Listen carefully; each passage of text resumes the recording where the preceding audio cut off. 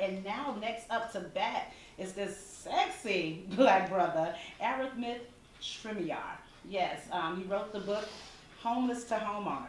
So, how are you doing, Aramith? I'm doing great. Doing Absolutely, looking great. So, Thank where you. you from? Originally from Long Branch, New Jersey, Okay. and came down here in '05 to go to school in Charlotte, John C. Smith University. Shout out to John C. Smith. Yes, JC. And then now currently reside out in Wilson, North Carolina. All right. And so, tell me how you came up with the book Homeless to Homeowner. So after college, I was pretty much promised a position, full-time job up in DC. So I packed all my stuff, moved up north. My girlfriend was my wife now. She moved up there. Congratulations on that. Appreciate it. She was going to Howard, so it was all set up. I was going to have a job in DC. She was going to Howard in DC. And so I got there, and next thing you know, they ended up turning me down for the position that they darn near promised me to have. So ended up staying home, working about 3 jobs, stressed out. Nothing was working for me. I had an interview with the Recording Academy down in Philly. It was me and another girl, the last 2 contestants. They chose her, so it just seemed like it was failure on top of failure on top of failure. And I really just couldn't take feeling stagnant anymore. So, I just made it up in my mind, talked to my mother, and I was like, I gotta take this leap. And so I need to go back down south. So I took the leap of faith and went down to Atlanta, and that started my journey. Thankfully, my frat brother and his sister let me sleep on the couch. Well, let me sleep on their son's bed. And from there, I was sleeping there and then bounced around to a few other places. But that's where this book came about. And I was watching Chris Gardner's Pursuit of Happiness. And it really, I really identified with that story because I was going through it. Okay. Found out I had a child on the way as soon as I moved down to Atlanta. So I left it thinking I was pursuing, trying to get on my feet. Next thing you know, I got a baby I got to take care of. Had no job. I was on unemployment benefits, student loans and collections, in debt. I had so many accounts and collections, it was crazy. And I'm like, how am I going to take care of a child, myself, and my girlfriend? And, I always say 5 years ago I was homeless, and 4 years after that I became a homeowner. And that's when this book came about. One morning I just woke up and I just said, homeless to homeowner. I'm going to tell my story. I'm going to talk about the books that I've read, some of the challenges that I faced, some of the adversity that I've had to persevere through. And I want to share this with people because I really feel that a lot of times you don't find a lot of honesty with people. Right. In not just saying in the public eye, but just in general. Sometimes you see everyone, a lot of people want to live up to someone's expectations or they want to fit in with a certain crowd. Well, I wanted to write this book to say, listen, I went through hell, and I'm gonna talk. I'm not ashamed to tell you that I went through what I went through, that I've been through struggles, that I thought of suicide, that I doubted myself, and that I've cried many nights wondering how I was gonna take care of my family. But I read this book by Napoleon Hill called it was The Laws of Success, but you may be more familiar with Think and Grow Rich. That's right. And I just started learning. I read that, then I read Rhonda Byrne's The Secret. And I started realizing that, man, I had the power to actually control my own thoughts. That's right. Because I was limiting the past every day. Every day I was thinking about my shoulda, coulda, wouldas. Man, I should have did this. I should have did this major in college. I should have never moved back home. I should have just stayed in Charlotte, blah, blah, blah. And every day I would waste hours thinking about what I could have been. And I thought I would never free myself of these hurtful thoughts. And so when I read these books, I realized we have the power to actually stop those negative thoughts and exchange them for positive energy and positive thoughts. So every time I would have a thought of the past that hurt me, I would think of something positive about something that I wanted to do. And that's when my transformation started, really. And that's how the book came about. That's how the book came about. Absolutely. That's one of my favorite quotes, taking a leap of faith. Because a lot of times we sit back and, like you said, we talk about the woulda, coulda, shoulda, and we never realize our destiny because we're afraid to jump. And now we're going to talk a little bit more about the chapters in the book. He was telling me about experience with Cam Newton behind the scenes that I think would be very inspirational to you guys too. Tell them a little bit about that story, Aaron. So, I'm a member of Omega Psi Phi Fraternity Incorporated, and if you guys heard of Omega Psi Phi, of course Q Dog. So me and a few other Qs, We were all just chilling in Charlotte at the Greek picnic, and we saw this guy, this big dude, and he had on a Q shirt. So me and my LB, we walked up and introduced ourselves to him, and after a few minutes, he told us who he was, and he told us that he played for the Panthers. So, long story short, we ended up forming a friendship out there at the park. Later that evening, he invited us up to his condo in Charlotte. Mhm. So we all excited, like, okay, we met Byron Bell, the Panthers, and we about to go. He's about to set it out at his crib. So we up there eating chicken, just having a good time. Mhm. And he gets a phone call, and he's over there on the phone, and then he gets off. He's like, bro, y'all trying to take a trip? And we all like, where? He's like, we're gonna go to Cam's spot. And we all looking at each other like, Cam? Cam, you had access to that? He's like, Superman? yeah. I'm like, yeah, we want to go. Yeah, let's go. So anyway, we all got up, got into the trucks, headed over. I ain't gonna say where he lives at, but we headed over to the spot in Charlotte. And I've lived in Charlotte several years. I've been by this restaurant several times, and he lives in a condo above a restaurant. And I've never seen this entryway. So we go into this entry, we get up to the hallway, and I talk about this in the book. As soon as we got out the elevator, Cam Newton is standing at the end of the hallway with the door open, like, fellas, like, welcome to the bungalow. And we just like, this dude really living. Yeah. And so we walked into his spot, and you watch it on TV, you see, you can imagine, you watch the cribs and the lifestyles of rich and famous, but being up and personal to someone that you admire, of course, any sports fan, you gotta admire his story. He really started from the bottom. That's right. And hustled and got to the top. Mhm. And so we're sitting there in this man's condo, and we're watching the Jones and Evans fight, I remember, and I'm just looking around, and I'm like, okay, this guy's a few years younger than me, and this dude he's in his lane, he's in his vibration, and he's running completely in his lane, and he's doing it to the max. What excuse do I have to not be doing the same thing in my lane? Mhm. I'm not a football player, and that's the major distinction that I had to make.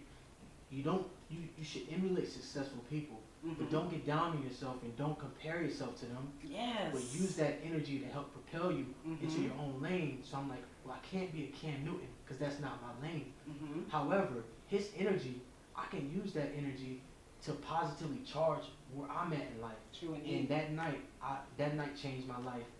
Being at Cam Newton's condo, seeing how he lived, seeing how humble he was, how he was young, and just to see it from all the small things, from the appliances to the dining room table to the outside sofas, and just seeing how he lived, it was like, this was a great way to live, And then we're watching the Jones and Evans fight. His commercials coming on with the yogurt. I mean, this is crazy. It's like, this is cool, and I didn't hate, and it was like, wow, like, this was one of those times where I finally knew what it meant to be positively charged. And from that point, I went back to the office that Monday morning, and I created not a vision board, because I didn't have a vision board yet, but I created a list of positive words. So whenever I had a negative thought or negative energy or something made me mad, I looked at that list, and then I had words like vacation. It had words like happiness, family, friends, party, jacuzzi. It had all these crazy words, but words that made me happy. And I just started brainwashing myself with positive reinforcement to get myself into a position to where I could start making some more leaps of faith. Because the leap of faith got me down there. It was like you said while we were off air, it's several leaps of faith you got. It doesn't stop after that first leap. It's consistent every day. So that's going to lead us up to our next topic, which is the first chapter, knowing your purpose. Oh, man. Which is the most important thing. So keep listening up. We're going to get into a little bit of Wiz Khalifa. I have Aramith Trimiar. I have to look at his last name just to make sure it's so exclusive. And we're going to get into this call Wait, and then we're going to come back and talk about knowing your purpose, because it's very important. It's the only way to live with Choice FM. You already know your girl Emma, the Iron Butterfly, here with Aramith Trimiar, the author of the book Homeless to Homeowner. We've been talking in this hour. We're going to begin to wrap things up, but before we do that, we're going to talk about a couple chapters in the book. The first chapter is knowing your purpose, which is key to anybody being successful in their life.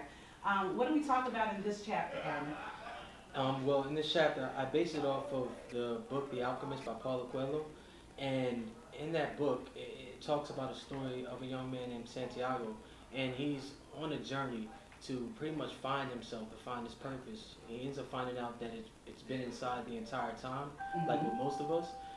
But there's a very important part in that story to where an old man who was a king had ministered to Santiago, telling him that when you set your mind on something, right, you decide with all that's in you to accomplish something, the universe will conspire with you to achieve it.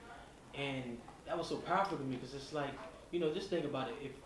If at an early age we know our purpose, I mean, from bullying, from depression to self-confidence, if we knew our purpose early on and we had confidence and we were self-assured about this purpose, it would be it would be more difficult for us people to sway us, for people to take us off track or to try to hinder our growth, because we know our purpose and we're locked in. And especially if we have a good mentor and we have some good principles to live by and we know that purpose, it's going to be really difficult for people to attack you and to try to take you off your game. And so I started the book off with that because when I took that leap of faith, I had to have a definite purpose. I had to know why I was doing it, why I was leaving the comfort of I was living at home with mom. It wasn't a desirable situation because I was a grown man. And I'm like, I need to have my own. But I was leaving a comfortable situation, right? I had to have a purpose in order to keep me going, to keep me, charged while I was out there in the jungle, so to speak. So yeah, I had to start the book off with that. Okay. You got to know what that purpose is. You got to know your purpose. That way, you got to know where you're going. So the second chapter is having faith, and of course, the chapter 3 is taking action, which is very important. Let's touch on that just a little bit. Taking action. Where do you begin? Because a lot of people have that issue. Where do I start? Well, this is my theory, and not even theory. This is what I live by. There's never a right time to do anything. The right time is always now. Taking action, you have to take action before fear has time to settle in. Because what fear does, it creates a paralysis, right? So fear will take over, and you'll start doubting it, right? Especially when it's something you've never done before, because the mind is already like trained to attack things that it isn't familiar with. That's the same with the body, right? Something unfamiliar to the body rejects it or tries to reject it. So when you're trying to grow and trying to do things that are bigger than what you currently have done, fear and doubt are going to naturally come in. You have to take action right away in order to eradicate that fear. So I always say, if you have an idea, I don't care if it's something as simple as just making a simple phone call. You don't even have to know exactly the full plan. Just take some kind of action right away so that fear you can lessen that fear. I'm telling you, the longer you wait, that fear will creep in and you're going to start doubting yourself. Then you're going to start looking at other people who are doing it, and you're going to say, there's no way I can do it as good as they're doing it because they've been doing it for 20 years, or they have more money than I do, or they have a better team. All of these things are just conclusions, or I would say false illusions that your mind creates in order to protect you. But you have to, in this case, your mind is your enemy when it comes to things like that. So you got to take that action right away. I love it. So I'm going to tell you about a couple more chapters, and then we're going to get into how you can purchase this book on and follow Aramith Trimiar on social media as well. Chapter 4 is Laminating the Past, which I'm going to have to get into that with you behind the scenes because I love that. I love the title. Failure. He also talks about having a vision, which is totally important. I got a really big team. Like it. Chapter 7. Number 8 is enthusiasm, which you have to be very excited about what you're doing. You have to be enthused. Chapter 9 is developing rituals, and chapter 10 is investing in yourself, and 11 is giving back. So he's invested in himself by doing this book, Homeless to Homeowner. Talk a little bit about investing in yourself before we walk up out. You have to really invest in yourself. You have to be your own brand. And I don't care if you don't have to sell a product. You don't have to be in the sales or marketing field like that. You're a brand. When you walk into a room, how people perceive you, from your speech to your handshake to your eye contact to your clothing to your demeanor, everything is part of your brand. And you have to invest in yourself. 2 years ago, I started a challenge called the 1 Book a Week Challenge, and I read a book a week for 2 years. And I use a lot of those books in creating Homeless to Homeowner. And while I was doing it, I said, what made me do this challenge? Because I'm up here putting it on Facebook, and now I have to stick with it. That's right. And it was tough, right? But I knew that somewhere down the line, those books were going to come in handy. And I had notes from all these books I read, and it really helped me with writing Homeless to Homeowner. But you have to invest in yourself. In this world, we have to build ourselves in order to help anyone else. How could we possibly make anybody better, or make the world better, if we don't first get ourselves to a point to where we are confident in our presentation, we're confident in who we are, we're confident in what we stand for, we know our purpose, and people around us can feel our energy, and they know we're enthused about it. And I had to invest in myself in order to write a book that I expected other people to want to read. I hope that just listening to me, I hope people can hear my sincerity and know that I'm genuine in my aim, in my initiative. So yeah. I love it. Well, people, you definitely need to pick up this book, Homeless to Homeowner, Aramith Trimiar, amazing young brother. And tell them how they can get at you on social media and how they can also purchase the book, Aramith. Okay, well, you can find me on Facebook at Homeless to Homeowner. It's just Homeless, T-O, Homeowner. You can go to my website, which is www.iaramith.com. And on that website, you can order a book. You can order my book. You can also watch my 30 Seconds of Motivation, which is a series that I started. And I just give you 30 seconds of motivation in a short video clip. You can find me on Twitter at Aramith Trimiar. And I'm on Instagram at author Aramith Trimiar. All right. An absolute pleasure having you. I think I found a new friend. And it's actually also on Amazon and Barnes & Noble. So if you just want to go to Amazon and type in Homeless to Homeowner, it's the number 2. You can find it on Amazon and on Barnes & Noble. All right. And we're going to keep talking behind the scenes. But coming up, I have another guest in the building.